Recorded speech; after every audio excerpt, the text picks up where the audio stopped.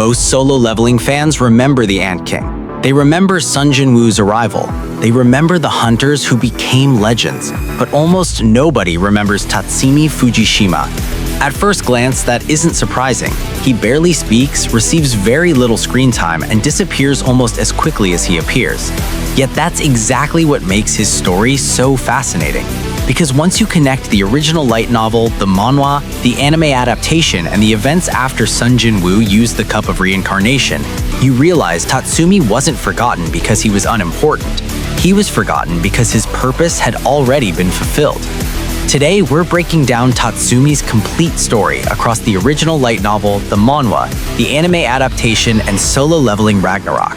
Along the way, we'll uncover why the author needed one of Japan's elite S-rank hunters to fall so early, what the anime quietly condensed, and what actually happened to Tatsumi after history itself was rewritten. To understand Tatsumi, we first need to answer a much bigger question. Why would the author introduce one of Japan's strongest hunters only to remove him almost immediately? The answer begins long before the Ant King ever appeared. During the original solo leveling timeline, S-rank hunters weren't simply powerful adventurers, they were national military assets. Every country had only a handful of them, and Japan considered its S-rank hunters among its greatest strategic weapons. Tatsumi wasn't just another face in the crowd. As a member of Goto Ryuji's Draw Sword Guild, he stood among the strongest hunters Japan could send into the Fourth Jeju Island Raid. So why didn't the story give him a chance to shine? Because Tatsumi was never created to become the hero. He was created to establish the stakes. Before the Ant King arrived, the combined Japanese and Korean S-rank hunters represented humanity's greatest hope. If they couldn't reclaim Jeju Island, then who could? That's the question the story wanted readers to ask, and then the Ant King answered it. Within moments, elite S-rank hunters were overwhelmed by an enemy that wasn't just stronger, but faster, smarter, and terrifyingly efficient. Tatsumi's defeat wasn't there to humiliate him, it was there to destroy the audience's confidence. The story needed readers to believe that humanity had already lost before Sung Jinwoo ever entered the battlefield. And that's exactly why Sung Jinwoo's arrival became one of the most unforgettable moments in solo leveling.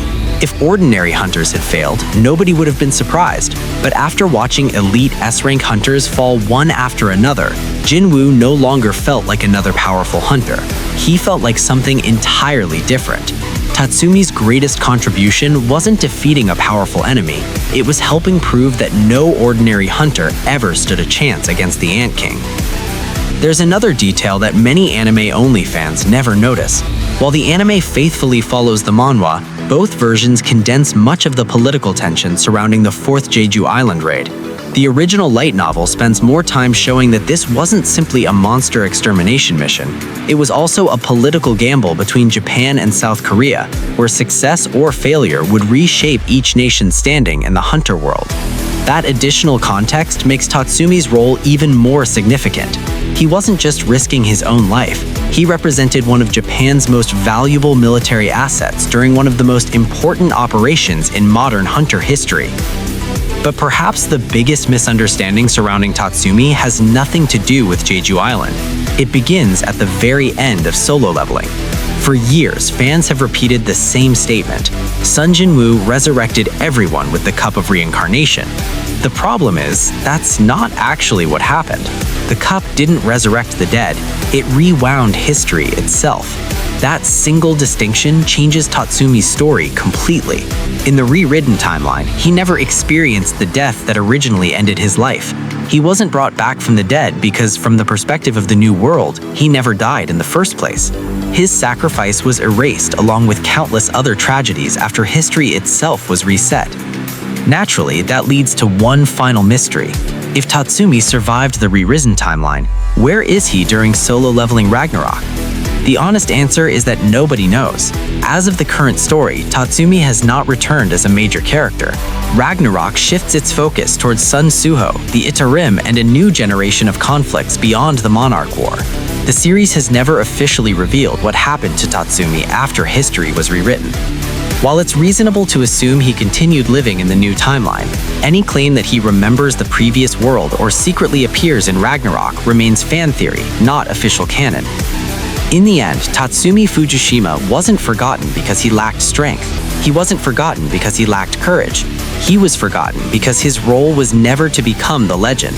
His role was to convince us that legends were no longer enough. Only after humanity's greatest hunters fell could Sung Jinwoo's rise truly feel impossible. And maybe that's why Tatsumi's story still matters today. Not because he changed the ending of solo leveling, but because he helped create one of the greatest entrances in modern anime and manhwa history. If you're enjoying this Japanese S-Rank Hunter documentary series, subscribe to Quickflicks Asia. We've already uncovered the stories of Goto Ryuji and Kanaya Tawata, and we're continuing through every Japanese S-Rank Hunter from the most iconic to the most overlooked, using the light novel, manhwa, anime, and solo leveling Ragnarok to separate canon from myth and reveal the stories most fans never hear.